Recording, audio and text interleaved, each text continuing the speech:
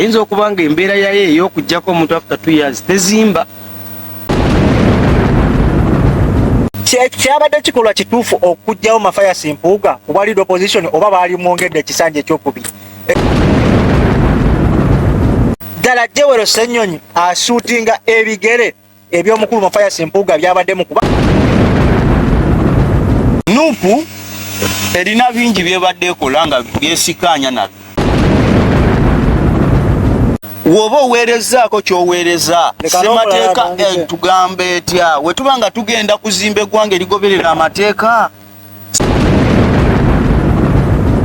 Ye leader of opposition yeke yasooka okuteekawo boycott. NUP nze kyeyansanyusizaako kuba nti eraze nti yankyukakyuka era eraze example. Ayagala okukulembera tabimanyi busima era ogayinza okwewunya akalulu akajja nga Mpuuga agenze birala. Kakati obusobozi bw'omuntu bo babupimirawa kubanga tali mu kifo ekyo. Bwe bagamba nti Joel Ssenyonyi tagenda kusobola basooka ne bamukuba ebituli ng'ali mu kakiko kakosa. Kale tumaliriza ku bukutu bwa Kaifa Shuji kwe tusinzira okuba nga tukwasaganya ensonga ez'enjawulo ne mu kaseera kano tuba tuyingiddewo ogezaako okukwasaganya ensonga nga bwe ziba zigenda maaso wakati mu mbeera ez'enjawulo wamu ne mu ggwanga lyaffe Uganda nga biba bitambudde. Awo ebiseera bisinga tukola emboozi zino oba tugezaako okuba nga tuttaanya emboozi ezisinga simply because tuba twagala okuba nga tukwanguyizaako ku system nga bweba etambula oba wabirabye ebiseera ebimu naye nga walabye bulabi kintu n'okirekaawo then ate bw'ofuna omuntu agezaako okuba nga akittaanya kiba kisobola okuba nga kyanguya mu mbeera. So Rapid Kaifa Uganda straight out at the exhibit Uganda to the world, the alien skin of Dubai, the Bobi Wine of UAE, original non-tally capital savior of this world. Anai bagala lino okwewa amanya agatiisa okusobola okuba nga society ekunyumira bulungi. Kale ndina bannange ne Kabaka Temple Media from Dubai Uganda straight away musajja wa maanyi nnyo tusobola omukeberako ku channel ya Dubai Uganda straight ate ndino omu kuba opinionist naye ndi abatulaba omukulu David bwatyo abeerako nnyo ku Dubai Uganda Kaifa Shuji yaman byonna tubeerako. Twebaza abatulaba abasubscribinga abakoona mu kadaawu no liking no commenting tubeebaza nnyo nti n'olwaleero bwe tutyo bwe tusonze. Kale Temple buuza kubatulaba tugende maaso. Yes mugamba Mutekasavu Kanyama aba Temple Dubai Uganda n'ebisigadde mu kubanga mu mutambulira ku Kaifa Shuji ye way to go. Tujja kubatambulanga ate tubangako one day one time babayiseeko mu nkambi ate n'omuzimanyi enkambi yabayiseeko mu nkambi tubate nga tukola ki twongera okuba nga tupushinga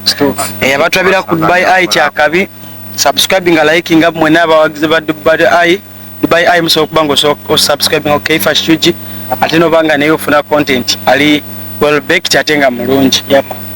byonna byebyo. So kale baganda bange embeera gyenjagala lwaliro tutambuliremu naye before nga tetunaba kugenda maaso njogera okubajukiza batekemu ensimbi abali beauty parlor gwe neetaaga okuba nga bakolako makeup taaga okuba nga bakusiba enviiri oba wetaaga okuba nga bakolako enjala beekwate basangibwa mwali gaabwe America Madina supermarket buli kimu kyeweetaaga bajja kuba bakikutuusaako era bakudeliveringire bulungi nnyo ddala. Naku za festive season wewala okufaanana obubi so gezaako okuba approachinga ku namba yaabwe eryawo bajja kuba bakolako bulungi nnyo ddala. Tusimbudde ntolo twasimbudde malasi ng'omukulu bwatera okyogera bwana David. So embeera gyenjagala tutambuliremu olunaku olwaleero oluvannyuma lw'emyaka 2 n'emyezi 5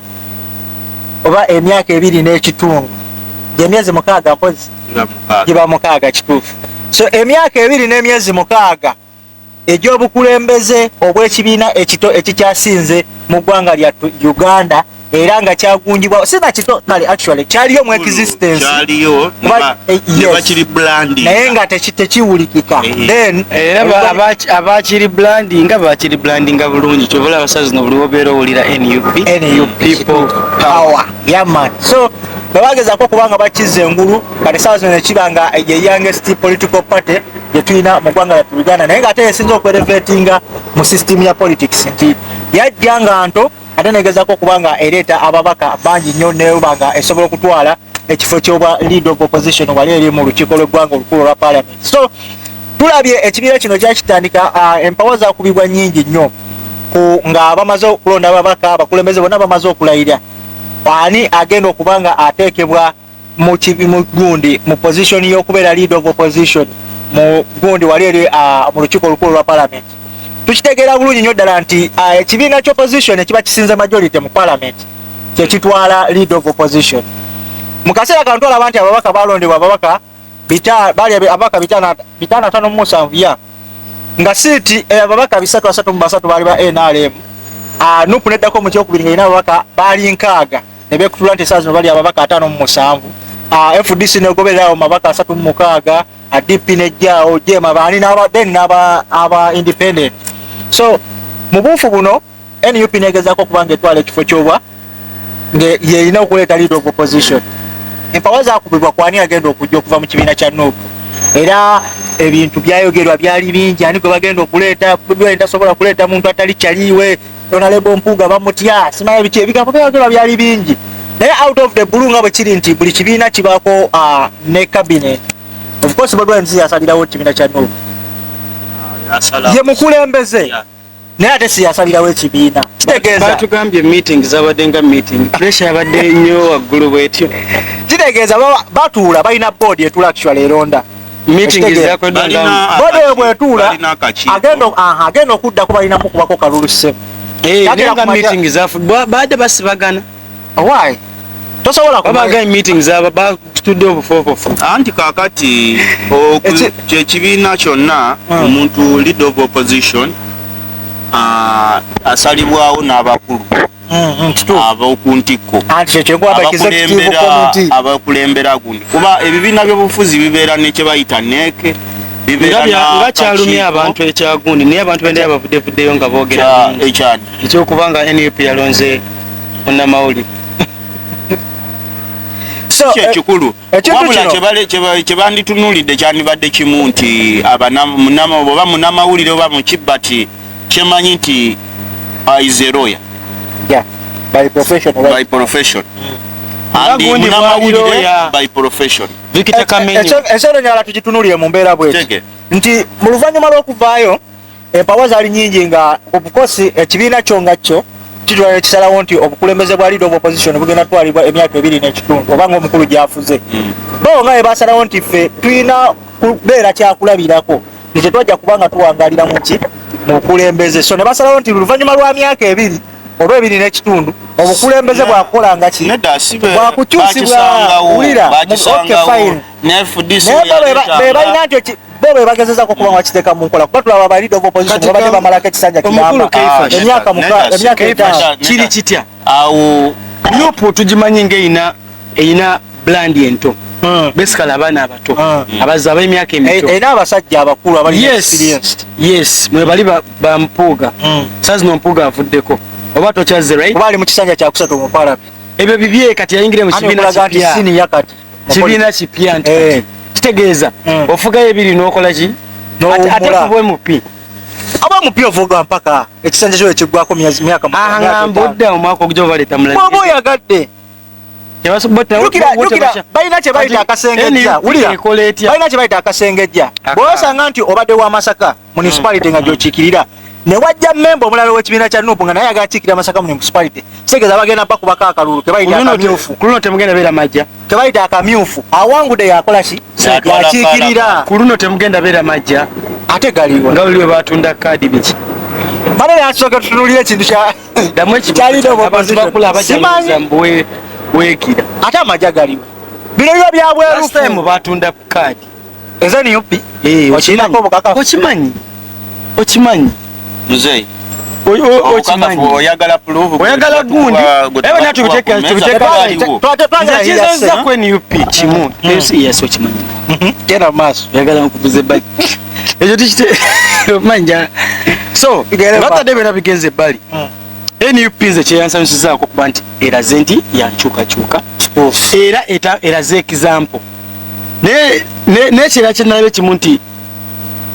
bakwatagana naye nti eyinza okuba nga embeera yayo ey'okuggyako omuntu after 2 years tezimba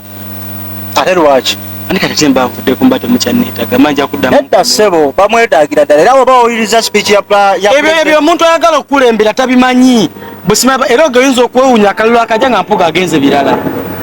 tasobola kuba waba abagamba kimu ofuga NUP tofugayo bisanja bibiri ng'oli MOP n'ogenda ewala ekyo just kyali mu pipeline kyesisuubira nti kyayisibwa nakiwulira nga kyogerwako naye sikakasa nti kyayisibwa ebyo byonyini ebyampuuga lwakuba abantu tebagala mpuga kasaba yogaba omukulembeze yadde akyabwagala kuliko n'amajja okubeera liro opposition omuvubuka omwongedde eri mukosasa babakyusa bwekukyusa obukulembeze bataddewo no ye Medad Lubega Seggona Seggona kati ye chairman wa Kosasa anakola omanyi waliyo kawoni oyo Seggona ono oyo munnamateeka siniya Seggona yali gundi Medad Lubega ono ani ayamba no Africa Bank yani si Seggona oli omulala w'amaaso amanene awamaaso amanene Seggona ani gwe bali bagenda okukuba sirapu nga eri mu South Africa nga gundi eyimba naye ate Seggona gwoyogerako Seggona n'omubaka omulala Seggona yo neyawasa akawala bafulumye ne bayingira emmotoka yaabwe ne bakola ki simanyi ne bagenda maaso sina kyo njogera nga mpayiza ze okuwulira mazima sobola okumanya omuntu ani gwendi mukwano yayingidde emmotoka n'avaawo nga meeting zakaggwa yabadde ayagala obwa leader of opposition okuwasa ennyonyi kyalabisenga kwongera alina si kwongera alina ekintu kino kiba bwe kiti tempo essaawa zino oba bali beesuubiza gundi yagenze ku kifo abadde leader of opposition omukulu Mathias Mpuuga yagenze ku bwa commissioner obwa parliament obwabaddemu zaake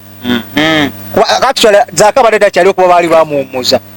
okitegeera ku misango gy'alina kooti yalagira akomewo of course temusobola mu replacinga kuba kooti yalagira abawangula omusango mu kooti ne balagira bamudiza ofiisi ye gundi Anita Amongo naga tasobola kudiziba ofiisi ye negamba bagenda kukola apiiru mu kooti olw'ensonga ezigenda mu maaso ku mukulu era talina mpisa era akyalina emisango mingi nnyo mu kakiiko akakwasemusa parliament ate kale saazo bamureplacinze ne Mathias Mpuuga gwe bajjako ne bagamba nti olwoba bakusizaamu era of course leader of opposition bebafuga parliament afuga mu parliament babanga ba speaker aba oli speaker current speaker Anita Amongo ne Mathias Mpuuga ekibawula kiri kimu nti oli abagundi abantu yalondebwa parliament yonna naye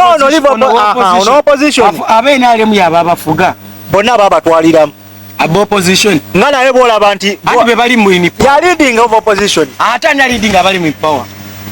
Anita Amongo oyo speaker wabo kati gundi eno parliament ogiraba naye erina olukiiko lwe bayita olw'executive olufuga parliament lwe lutulako Anita Amongo abaddeko nga gundi Mathias Mpuuga nga leader of opposition ne kutulako ne deputy speaker omukulu Tayebwa kati abo be balida baki ba parliament era nga waliwo ekiteesebwa kyonna nga kikwasagala ku parliament nga tekiri involved n'ababaka bonna baba batuula abo basatu ne bateesa nti kati parliament tugenda kitambuza tutya linetteeka linaayita katono nnyo ntangazeemu omukulu Tempo nti atwalanga abali mu gavumenti ababaka ye gwe bayita kifu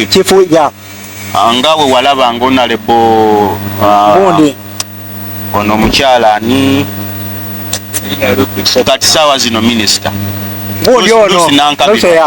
Nankabirwa yali kifu wa gavumenti nga we babeerawo yakunga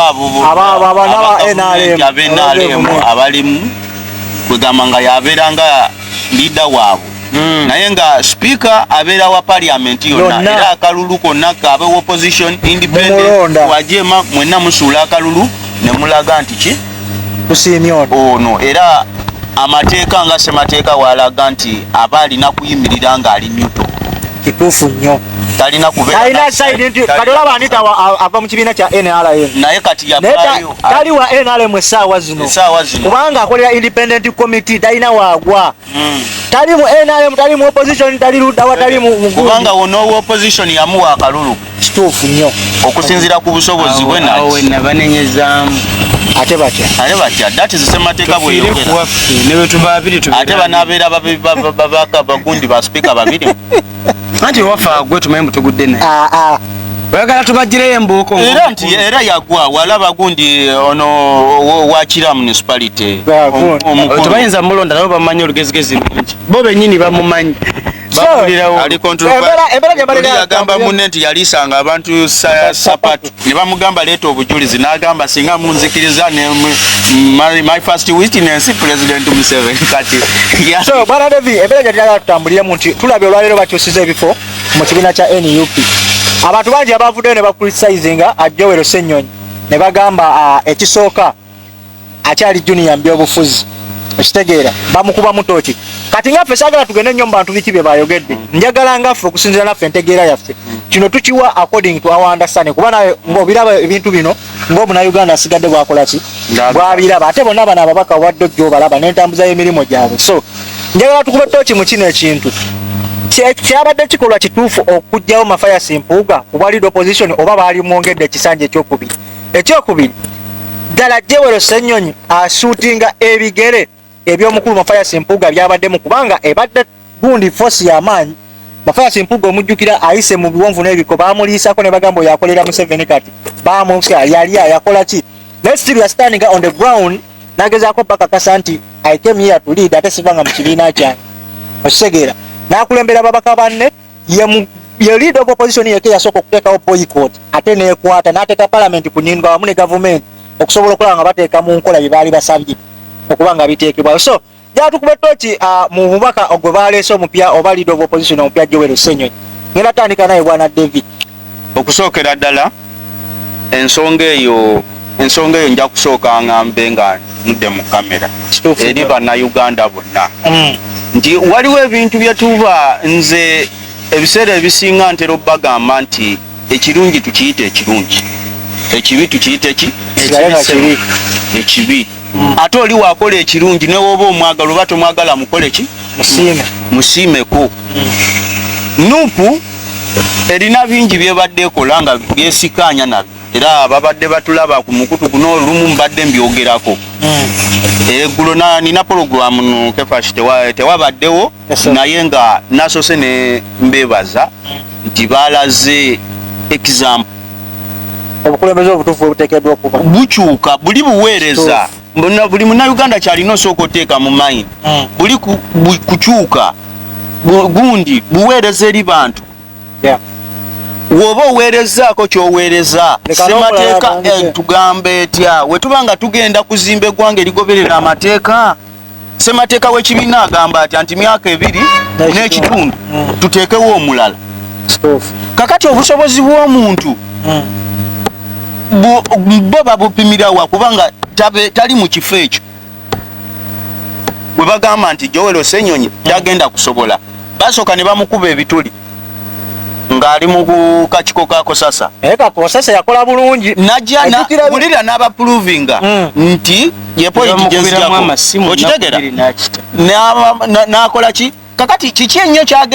ekigenda obeera wali ku floor of parliament Mpuuga kyabadde akola Ssenyonyi kyasobola akola oba kyabadde nga takolawa mu kakiko kako sasa jjukira abadde adiringa n'ebitongole ebinene ebirimu abantu ab'amaanyi mu ggwanga naye n'abatuuza wali n'abawozesa yes kakati oli munnayuganda wavaayo n'agamba nti nze kakati essaawa zino okutiisatiisibwa okola ki byonna ebibeerawo eri byaliyo n'eno byaliyo buli mulimo gwonna gwe tukola oba buweereza oba mulimo gwa ssekinoomu nti gwokola gubeeramu challenge ekyo bannayuganda kye balina osooka otegeera ne bwe bandireese abadde mu parliament emyaka 10 oba ne babuwa Betty Nambooze ajja kusengaana ki obuzibu kituufu bujja kubeerawo mujja beeramu enkokola mujja beeramu oli bajja kumuliisa yalidde yakoze bwati bibeeramu naye obusobozi ability y'omuntu naki ekisooka resources na support ate nga support Mathias Mpuuga yeyamye gimu webanga ekikulu kya byonna webabanga nga bavuddeyo webabanga bavuddeyo nga akiwaddeyo mu mutima mulungi okitegeera ne basigala nga bali wamu ng'ekibiina teri kyonna kikola kigaana basegona gye bali ababaka bangi abali mu NUP nga balina experience abasobola okutuula ng'ate batuula ku executive committee newe kutaba Bobi Wine ne bagamba muganda waffe kati wano tukole bwe tuti yensonga eri nti gye nakwatako Bobi Wine juzi we yali e Bungereza n'agamba nti ababaka baalya ababaka banga abamu nenebuuza nga bwe ekibiina olina lead of opposition olina lead of opposition kitegeeza lead of opposition naawe wayita ababaka nga bagenda ku tteeka eryo n'obatuuza nga lead of opposition ne mulumaaluma mu nsonga eyo buzibu ki etteeka lizze litagetinga ki nga bye yayogerako ng'ekibiina kya NUP oba okitegeera bulungi kuba gwe mulimu gwabwe era baluyita oludda oluwabula ki gavumenti bwe baleeta etteeka mmwe mwalivaayo ne muraising opinion yammwe ne mugiteekawo mwali supporting ate ovaayo n'ogamba nti babaka abamu baalya kitegeeza gwe baalireeta tewalimanyaako yalimanya abalya ashafolinga tebalina gwe bashafolinze mu keesi eno so balatabo nga nzize kuwo tukuba toki mu mukulu Joel Ssenyonyi essaawa zino gwe tulabanga youngest leader gwe tulabanga junior mu byobufuzi by'eggwanga Uganda kuba kino kyekisanja kyekisose mu parliament akozeko nga chairman w'akakiiko ka Kosase era n'emirimu gy'abadde ajjakola tubadde tugiraba egimu omwali ogwa airline omwali so do you think Joel Ssenyonyi anagezaako okusutinga ebigere bya Mathias Mpuuga n'obuteetiirira n'ogezaako okuweereza babaka banne nga abaliidinga wali mu lukiiko olukulu lw'eggwanga? First of all njagamba nti ekisooka musajja muki muyivu era amazo ali tested kituufu kuba alina diguli y'amawulire olwadde waabadde ekifo kye bamutaddemu kimutestinze n'amala otulaga kyasobola naye twagamba bw'aba ataddeyo omwoyo asobola kuba mukosasa bwe yagendayo yayingira n'atekawo pressure n'anyiga abantu bangi ne mulaba airport bajogeddeko n'ebintu birala byakola ki wadde yakubibwa amasimu aga ngatya agamasimu gajagala onyonyola abantu ensi ne yakimanya nti yajja kubalinaga abasajja bankubira amaki naye bamukubiraga amasimu byakola ki byakoma bakon point agezesa kitegeeza wabasazeewo amasimu yatebolinga gundi report gye yaleeta n'agamba speaker n'agigamba nti tebali bajja sooka bakole ki baginoonyerezeeko ebintu ne bifiira awo kati speaker wabadde aŋŋamba mbwali nito tunula mu nsonga yo so nga kuba toyinza gamba oli ayise okunoonyeza anti nze nkugambye nga bwekirina okukola ki okubeera bw'aba yasobola okuteekayo omwoyo n'abanga yanyiga byanyize kuba ebintu si byangu olina okuba nga oli mugumu n'abanga yakola byakola n'ayita abantu n'alabisa airport n'abalala baali bakola byebakola amajja nti abantu beefuga airport airlines n'alabisa oli omukyala oba mukyala ki so kitegeeza omukisa gwe bamuwadde bw'anaaba asazeewo okukola ng'anaatekayo focus ng'alina n'aba mu banking kuba ebiseera ebisinga e Uganda nga tulina baku banking bwe buzibu bw'oyimirira wekka oba osiraanye anti abamu bakinga kyekibiina kye n'ababaka balabye bayimiriddewo ekibiina ekibavaamu ekitegeere ekibiina ekibavaamu ne bagamba bano bakola banyu kubanga actually kino ekintu ekiba tukinuulira Joel Ssenyonyi taliidinga babaka ba NUP bokka bonna ababaka abali ku opposition bonna kabe wa FDC kabe wa JMA kabe wa DP kabe wa UPC naye nga ekibuzo kiri bwe kiti emyaka ebiri giba gimala omuntu okubanga asooka express nga kyasobola okukola mu myaka ebiri zendaba ngaolusa emyaka ebiri emitono nti omuntu aba yeetaagamu obudde ng'emyaka kale nga gye baagaba ebyetaaga ate Bassenyonyi batandika they still have a long way to go ekitegeera so already abadde tested alaze nti alina kyasobola okukola ki okukola n'okwongera ku ki ku ggwanga si mulungi mu kulidinga era nze ndaba ne ku kyalo kye yategeka tournament nazayo ne mbavubuka n'abafuula busy bobo tulomugoberera nti ateekateeka abavubuka n'abafuula busy okitegeera so ayina ebintu byeinvolvingiramu kuwa gyava yengayengo gyeko okuba nti waki wakosasa so Ssenyonyi abeere nga afuna support emala okuva omukulembeze waabwe ow'ekibiina n'empuuga yennyini akole kyasuubiza ekyokuba nga agenda mukolaki musupport nga lwasonga okufuga tekuliko nti oli mukulu nnyo oba olina experience nyingi nnyo ne just abantu abakwetoolodde ekyo mwana Tembo ekyo kyensinga okuwakanya nti abantu okuvayo ne bajajinga nti Joel Ssenyonyi gwe baleese anaasobola ekifo oli gwe bajjeeko bamuzaaliramu mu kifo ekyo ng'abimanyi yayonka biyonke so ekyo nyo kiri awo yeetaaga gye support na kuwabulwa buli muntu yena teri muntu afuga ne bwana ba mu nsi ki nga mbumugezi nnyo olina pepa bakwetoolola balina okuwaki Mazzi Mpuuga nga bwe yagambye kiri tebamuggyeko nti bamuziza wakagenda otuule sigala ku bwemu pipo bamuwadde ekifo ekirala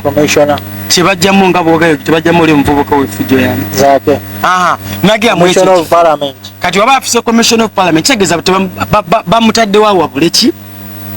by the way nze ndowooza nga nze ennongoosereza mu bifo bino n'omuntu obutavundira mu kifo kimu ndowooza kiyambako omuntu n'okugaining experience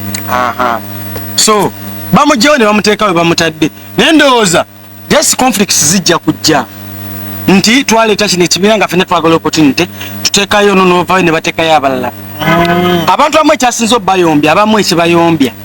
sigamu Ssenyonyi tasobola Ssenyonyi asobola naye baagala nti naffe tukwatemu obimanyi toba Ssenyonyi yabadde kusesa aveeyo ne munne Mpuuga bateekayo abalala bo badde emabega waabo abalala babakole ki balipresenting NUP naye bw'okwata gundi Ssenyonyi n'omujja mu kifo kyabaddemu ekinene n'omuteeka mu kifo ekinene balabanga akola ki bweyekubira ode nga wetolaba nti Ssenyonyi alina olwedde abadde be bamu kubatandika ekintu ekyo okitegeera ate abamu bagamba adduse nnyo it's not about kudduka it's about the support mwe benyini bamugamba muli bankyukakyuka nga temwagala kufunamu bobo veyo no blaming asas no Ssenyonyi simanya tasobola oba olaga nti gwolina mululu gwo mbadde mbasaba aba NUP mwena aba opposition leta tugende n'ekibiina kyekironze tuteeke trust mu bantu be bataddewo basi tusobole okubanga ekibiina tukitwala maaso kuba eggoolo si bifo okitegeera kyemanyi bamutaddewo afuge naye tafuga yekka wabawo abaako ne order za president yenyini Bobi Wine abaako ne order za ne advisor Gundi bonna ne lubongo yabwe nabo bemabegawo kubanga before something comes up basooka ne batula ne bakiyisa obuyinza toba nakyemalira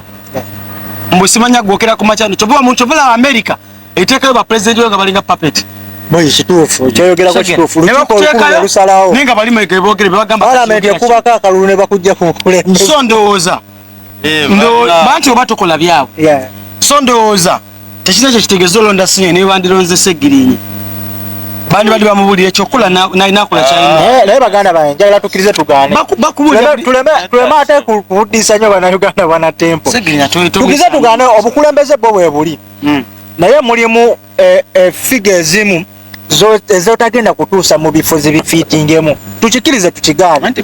unless nga waliwo kye bayita demotion labayo obanga agamba ekyafiga kiveeko buli muntu yenna asobola okufuga buli mulaba nga tiimu emwetoolodde kiri bwe kiti bakujana bakutuuza mu ntebe y'eggwanga ey'omukulembeze bwe mba mbayina abaneetodde nga basobola ate kati oba okolawo ki kuba waliwo obukulu bwo nga weetaaga decision nga yiyo ne Museveni yenyini alina bakube ne bamugamba olaba bwolaba otyo ojjayo kya alina batuuka n'agamba kibe kikolebwe yes mwe mwogera bwe mutyo mubanga abagamba Bobi Wine tasobola kufuga okusinziira gye yava ate lwaki essaawa zino wulira waliwo kye bayita okufumbako okutuuka n'essaawa zino wootuuse Tempo okubanga osobola wulira Tempo wano watuuse essaawa zino okubanga asobola okuyimira mu kongresi y'abantu n'abaako sente za constructinga si bwotyo bwe wali kitegeeza wajja ofumbibwa n'ogenda mu ssomero from primary to secondary to university kyogamba Ssegirinyi talina kifo kyaliko mpuliriza essaawa zino Bobi Wine naye alina experience gy'ayiseemu kuva gyabadde yonna gyabadde mu ghetto ze mu biki aze alidinga ngalaga muki mukulembeze. Yes, bubanyize leader. Okitegeera. Segirinya akamujja makuba Segirinya akulagira nti asobola n'okukolerawo. Era byamulisa n'eddagala lyali. Wefulambo akolerawo. Segirinya asobola kutwala obwaliro of opposition. Omanyi. Anyway, tali serious. Omanyi talukinga serious. Dagala ate we kubendo. Sekuma ndobo neza talukinga nenga kyegamba kiri. Nenga asobola. Kwa musajja mwogezi. David. Omanyi. Waliwo ebintu bye kyovola bansirise ne mbanga sirina kyenkyayongerako kwe. Genda maaso sebo lw'omushana. Kubanga wovaayo n'oŋŋamba polopolozi zonna mu NUP zibadde zoogera ku zaake nti bayinza omuwa obwa leader of opposition. Naye nga one okubeera leader of opposition they look at the character. Exactly. Character gy'olina mu gundi mu nemba no. Ekyokubiri nti leader of opposition bajja kuleeta motion nga you have to mobilize even olina okugenda ku luddo lwa government. Yes. Mobilizing wongamba nti oleeta Segirinya balina qualities tosuubira yensonga lwaki baatudde mugamba qualities ebintu ebisinga bayiga biyige nagenda yigira mu basomesa obusomesa okitegeera kadi tugenda maaso wamu kakati waliwo ebintu kakati nja kuwa example bw'olina omulimu gw'olina ate gw'otegeera saawa zino tebasobola kujjaawo ne bakuwanza ogwange gwenkola tojja kusobola okitegeera aba yeetaaga time. Kati Segirinya gwoyogerako ye muntu bwemba nkulina nga naye osazeewo kunkwatako nsobola. Kakati njagala tubeere twogere ng'ombuulira kino bakikola bwe bati nenkikola tempo nensalawo mwono lejula waka kukyamuukiriza twogere mu realistic nti wonkwa olowooza lwaki bamye gundi tebaleese zaake kalakita matalinga n'ababaka kati laba soka ompulirize njagala otunuulire leader of opposition ne security gye bamuwa na buli kimu abeera nga wa parliament ebitiibwa omusajja bemulowooza byeyavuddemu mu njagala otunuulire empuuga kalakita ye engeri gyakwatamu ebintu diplomatic way otunuulire Ssenyonyi gyabaddemu engeri gyeyayisaamu mu parliament toyinza musanga ng'ayimiridde ku ntebe zakwata matayi ate oli omulala yakwatamu okitegeera obateeke ku gundi segona bamumenyere ku mizaani y'emu ojja kusanga nga Joel Ssenyonyi balinamu some characters ze bafaanaganya n'empuuga nti just oli amusingako experience nti oli abaddeyo emyaka Ssenyonyi ayogera okitegeera atakinga n'okwogera akumanyi n'okwatakinga akumanyi kiringa kati wonogamba kati ekyo FDC kye yakola ensobi nti FDC yakola ensobi nereeta ono omukyala Ingrid tulinawe mu kumugjayo ne baleeta omuntu atamakinga kalakita nani na Ingrid gwe bajjeewo FDC nekola ensobi neddayo negenda kuwa president w'ekibiina ne bajjawo omuntu ne baleeta kalakita labayo ekyo democracy ekyekola oba okitegeera democracy ekyo kyekola buli omushafolinga waliwo ebijjanga waliwo ebijjawo nga tebirina kukola ki oba nga tebenkanankana na bibaddewo democracy bwetyo bwekola eba erina obeerawo nungi yene erina side ki kati oyinza okugjawo mpuuka gundi atasobola kukola kyaki for example Ssenyonyi nti bw'ajjagezaako nsi no of course ajja kukola kyenza bakimu unity NUP just kuba wa mukalasi NUP yokka kuba si ba leading olina okusaba befudisi abajema muba muri babi mupala bwemba tulina company nga nina 50% ng'olina 2% oba tulina kyokola aseba Sono kile kumaje tukola. Sebo. Mupali ababaka balibo nawe begatta okimanyi bona begatta opposition. Batana bida Nupa ine bame. Atano musanvu. Abala bali bame. Bali DPR mwasa tumba 3 alimu 2 5 FDC alimu abaka 3 kati bala ne bana basigadde jema simanya bano ba independent kwa nabo bantu balanga opposition. Jema ine ya babiri. Chovola sometimes. Abantu abali eyo. Abantu abasinga bakiraba mu ngeri ndala. Nti mu parliament is numbers. The majority. Chovola ba Museveni afugirawe kwanga. Bwaleta biru yonna. Abakimanyi n'ababaka bisatu. Newefunako ababaka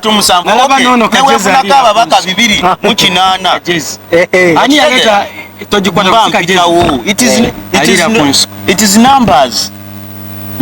Kati bana ababaka gwe bolaba obajema ababiri. Waliwo wojo okujja osibe tai nga waliwo kyo ekize mu parliament. Basenti opposition erina efunya ababaka balonza akalu kuba waliwo abatajja kulonda. Waliwo abatajja kulabika ku lunaku lwa kulonda. Kati omusiba tai ono gogamba aw'ekibiina kirina ababaka abo. Yalina okugattako. Oyiseewo kyokola. Nga wamuyisaamu amaaso wali. Kati eri n'ogamba ono gwe ekibiina kirina ababaka 2 tolina kyoyogera. Chekisazaako n'omukulu w'FDC. Oni. Anyumya nnyo emboozi. Aliwo. Ono wewekira. Walipo Semujunga. Semujunga. Munamawulire. Amanyi naye anyumya nnyo emboozi. Munamawulire oyo musajja by profession. Yes, ante obuzibu bwebwo. Abona basemuju kati batabuka omutwe sabaze lwansonga. Bala basenyonyi akajajjo obimanyi.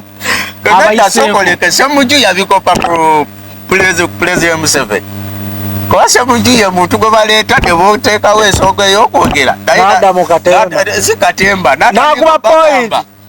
Muluhenda mwekiti. Omwekiti Museveni byakola abajukiza. Aliko bagabanga bwa mu missing. Ababeeranga bamubuuza. Bamubuuza bakomawo bagambe. Anyway, okusinziira ku mbeera nga bwe yatambuddeawo nga bagezezaako kubanga bakyusa ababaka buli mubaka ne bagezaako kubanga bamuteeka mu position ez'enjawulo zakeerwa kuba ekifo kyenkyerabidde gye bamusimbise kikyotegeeza bamunyize wansi balina ekifo kyewamwanega okujja ku bakamisiona naye tekibanga kubanyiga mulimu ekifo kyolaba nga olaba ekifo kyabadde kitambula bulungi n'okwata omusajja ono ali experience n'ogamba kati ono kamujje wano ntekewo ono omusajja naba ate system bwe nakola ki ekyo kye bayita change of power bw'oba onaakola sometimes kirungi ttiimu yo weeri NUP weeri naye sometimes onaakola ebintu ebimu okola ki obigondera n'oggusa ekikyo okitegeera kuba omuntu aba alina oba olina goal naye kimusazaako batukesera bakusaba goolo yo ng'obudde bwo bwonna obumaze olwangu mukulu tempo nja kuwaako example emu buno ebintu by'obufuzi buba buweereza si mulimu oba si bitiibwa nja kuwa example y'omugenzi Eritumwine yaliko ssaabaduumizi w'amagye gonna mu ggwanga ne bamugjawo ne bamufuula chairman wa kooti ey'amagye. Imagine chairman we kooti ey'amagye n'avaawo ne bamuwa nti amuwabuzi wa president n'avaawo naye nga mu hierarchy onene ono akulira kooti ey'amagye aba wansi wa CDF kuba batwala amagye gonna na institution zonna eziri mu magye oba okitegeera naye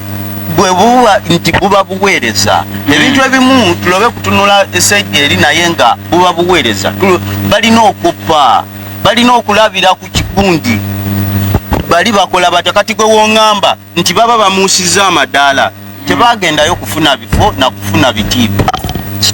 bagendayo kuweereza abantu kati mpuga akakane adde mayoga w'omwana different eri mu bifo ebyo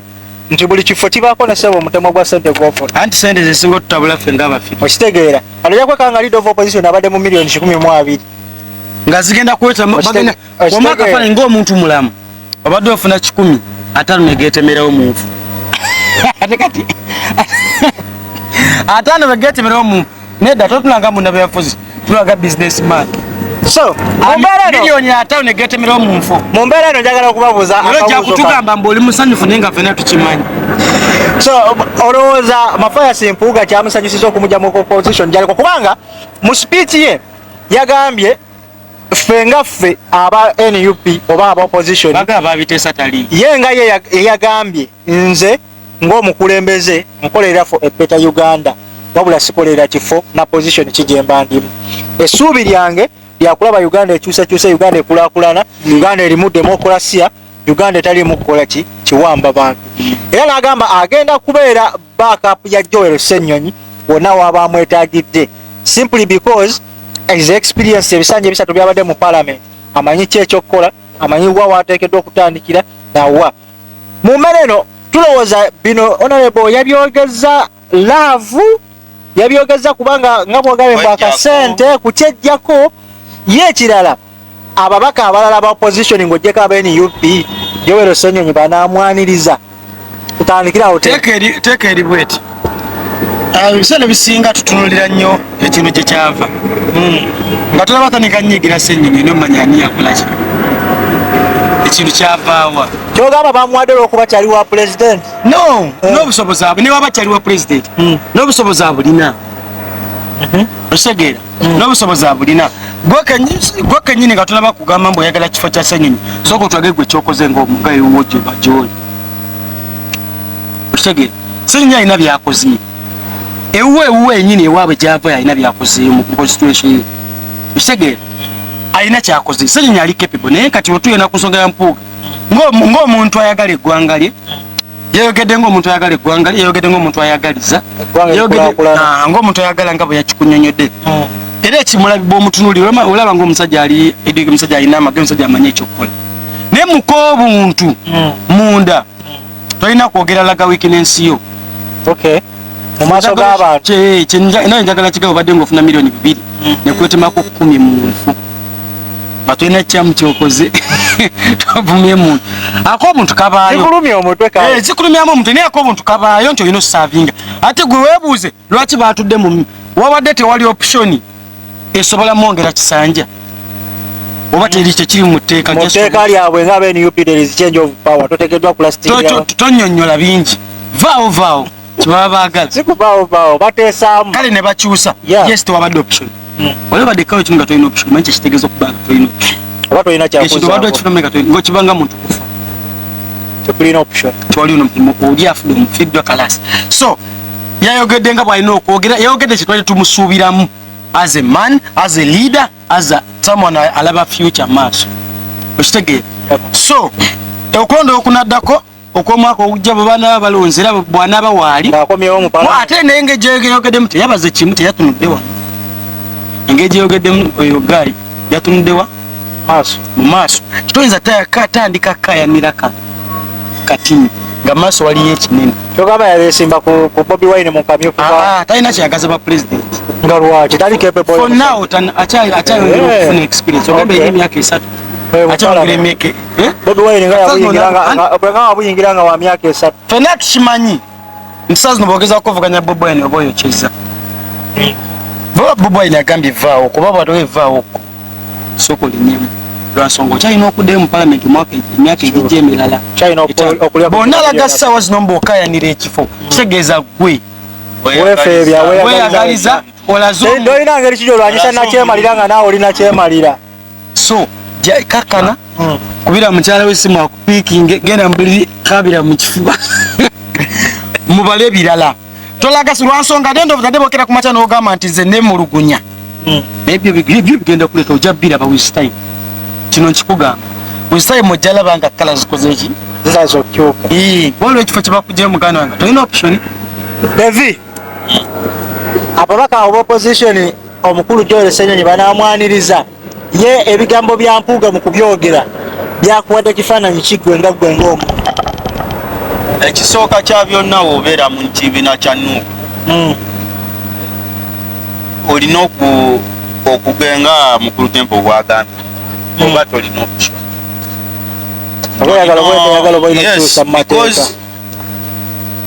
biri 26 tali wala guno nagwo guweddeko ojja kwetaaga ojja kwetaaga kati musazi no buli muntu abala okitegeera nti kati saawa zino ekibiina kirina obusobozi kubanga bajja kutuuka bagende mu kamyufu kabaka n'abakamyufu balaniko basengejja walemererwa okutuukiriza golozi z'ekibiina bano bo bayinza okusirika ne bajja ne bagamba boti bw'okoze mwabika emipiira gwe ono basobola okuteekako omusajja mulwanire ki kakati gwe owayisaamu pulezidenti w'amaaso najja n'agamba kanyimirire mabbali w'ono naye nga akikoze okukibiika mu public najja n'asupporting ono ne bakukuba akalulu of course oli wanagira ku kadi ya NUP nga yerika amaanyi g'abantu bagenda kukuwangula ne bona oba oyokyeza oba okivuddemu so ebyobufuzi byetaagamu calculation okubala yabaze nange ekyo okitegeera olina osooka otunula mu maaso gy'olaga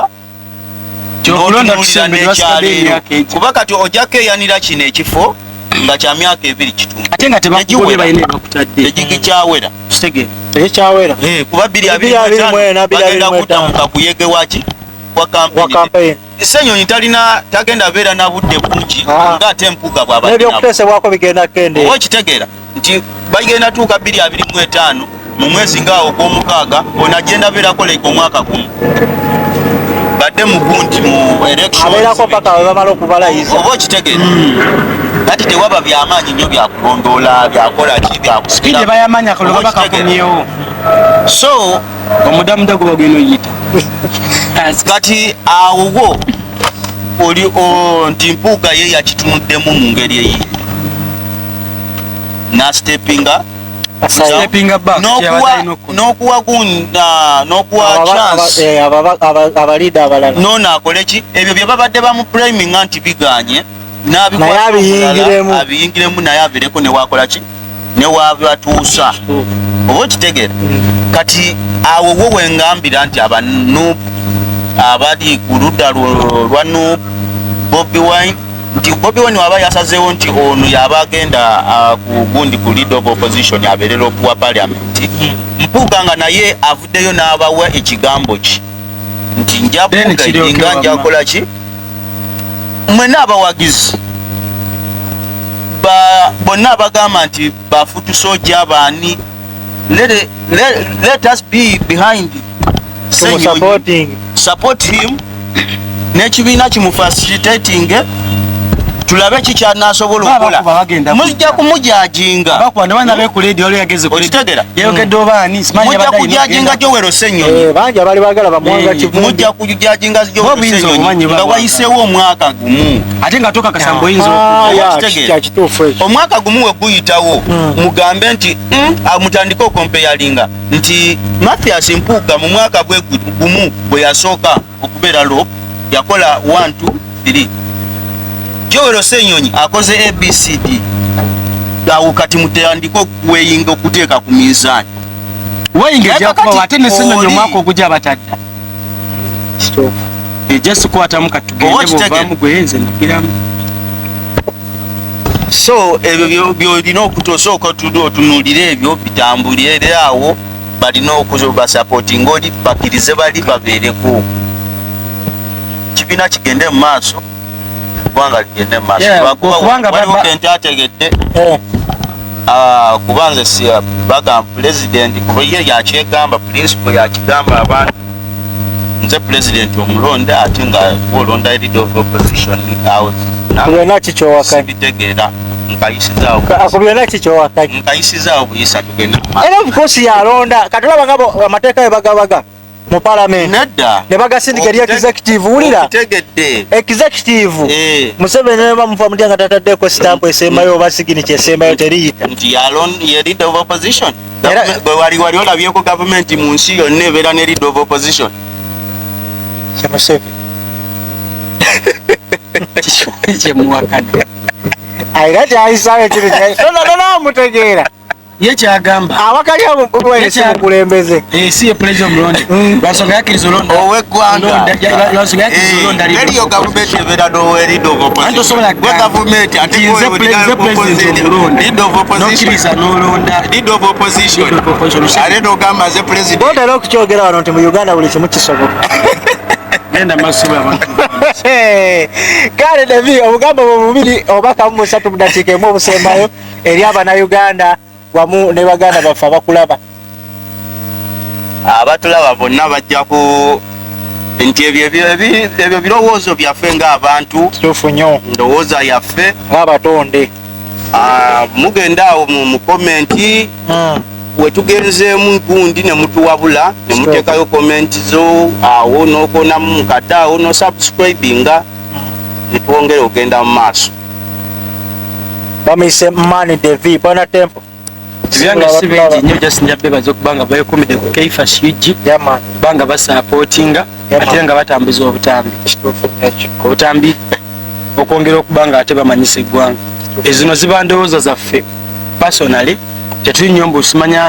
tumanyi nnyo okubasinga muntu alina kyakolaki kyategeera ate okumanya tekuggwayo tugezaako ideas zaffe zetulowooza mu ndowooza so buli muntu asobola okuba nga alina kyakolaki kyalowooza. In another thing nze sina buzibu na Ssenyonyi kimanyi Ssenyonyi ali capable Ssenyonyi asobola okuba nga atwala ekibiina mu maaso kuwulira kirazi kitegeera alina abantu beyanyenyambira tulina ebintu byetwalaba fe abantu ababirivingira mu kulabisa bwoli bwanyenyamu abalabika ne balabika empale ne zeefungula empewo nebayitamu ne mugamba ono erakwata ono nerakwata ki bagamba bulotula wonakolaki labisa so bwe yakangamu wabiraba obusimu bwava niwamukubira obusimu nakolaki kyogamba nono omusajja yakola TV bakanga mukange oba ye agolo yali akugenda mu parliament kufuna sente kukola TV yakiti okola ne Uganda bamanyi mutegedde ng'omugenzi kato kateewadde oyo age bamuwadde naye gaga ayinza okudda oyo bayinza okudda omuwa oyo kupale okimanyi omusajja kirote kye engeri gye yaliko omukulembeze w'abamawulire oba wawe yakolera ensobi blaza omusajja oyo yali ku radio ng'ayina kye bayita following newaaka baba tosobola si buli muntu ali e Uganda nti alimu NUP okitegeera naye just olina okuba bold kituufu dokitaani bantu bangi ab'amaanyi alina kadi ya NUP naye ate akulaga ali mu kisinde kya MK gwe bantu bangi omutegedde anti kati abasinga balaba naja ku TV nayogera ebyekitega ali awo wa NUP naye yagamba nze enzikiriza yange abantu abasinga babyogeranga none enyini owakira jajjanga ku TV nze ndi FDC nenjagala londa popo ole ebintu byemukozesa Bannayuganda bye batuba tebakyalaba ideologically sibakyabyogerera waliwo MP ono gwe balaba ku gundi era bugenda kudda owulire nga waliwo MP yali ku amongi nga agulawo ennyumba ye supika nga agulawo MP oyo yalabikira ne muhoozi owa NUP yoyo dokita simanya biki kwegamba abantu baba teeka eri bweti nze kyembadde nkyamala statement yange mu Uganda bantu baleme lowooza nti owa NUP gyaba n'amaanyi ebiseera bisinga gwe bwemalamu amaanyi kati obashinza kijjo munene yemalamu amaanyi sigala ng'okola byokola ne sigala ng'oyogerera waggulu yadda mu simpase asirise bye byamayinja namukwaya ovuddewo osegera bye byamayinja wemazeemu amaanyi olina talenti yo wemazeemu amaanyi wegalidde mu buliri osiba mu bino simani namukwayo osegera gyemazeemu ekitiibwa stand bold bakiisa bonna balimu mutubonga naawe bano bagodi balimu baluna balema naye wemalamu amaanyi nga gusigala ng'ostandinze sigala ng'okuba emiziko oyogera byogere tokola asigala ng'alina kamyo ntomulaba ng'akyakaga ekkulu taliiwo ali mu Canada kati oyafumbirwa anti byebyo lwaki weetonda